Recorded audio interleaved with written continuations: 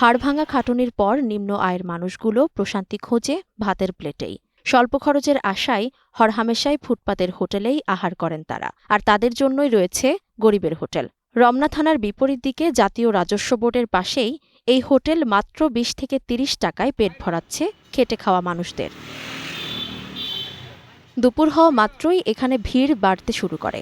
উদ্দেশ্য তৃপ্তি সহকারে খাবার খাওয়া। সবাই হাত ধুয়ে খাবার গ্রহণের জন্য বসে পড়েন।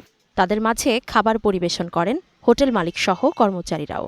এখানে মাত্র ২০ টাকায় মেলে ভাত। তরকারির মধ্যে থাকে ছোট মাছ, সালাদ, ভর্তা, ভাজি, ডাল, ডিম ও মাংস। অল্প দামে ভালো মানের খাবার মেলায় বিশেষ খ্যাতি রয়েছে হোটেলটির।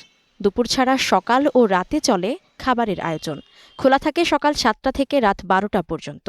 এর মধ্যে শতাধিক শ্রমিক, রিকশা, অটোরিকশা, সিএনজি চালক এবং নিম্ন আয়ের মানুষেরা দুপুরে খাবার খান হোটেলটিতে। অনেকই আছে আপনার বাচ্চাটা বাড়াইছিল দিব এমনি পরিচিত যদি কই যে ১৫ দিন খাইয়া পরে টেহা দিব তাহলে অস্বীকার করতো না।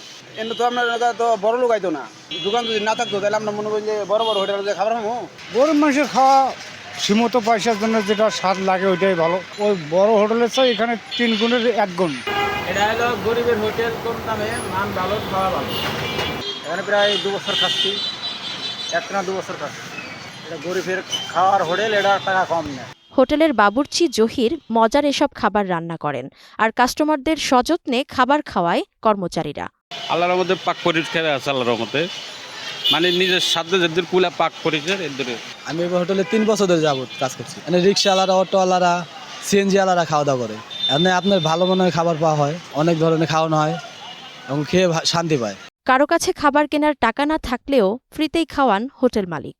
এখানে কারো দ্বারা টাকা নেই অথবা অসহায় লোক আছে, এগুলো আমরা খাওয়াই। এখানে 50 টাকা, 60 টাকা, 40 টাকা, 20 টাকা ভাত খাওয়া যায়। গরিব মানুষ এখানে, এটা গরিবের হোটেলেই, গরিবের জন্যই পারফেক্ট। অল্পতেই তৃপ্তির ঢেকুর এনে দেয়া গরিবের এই ভাতের হোটেল শুধু শ্রমজীবী মানুষের পেট ভরায় না, এটি বাঁচিয়ে রেখেছে সমাজের নিম্নবিত্ত দিনমজুরদের।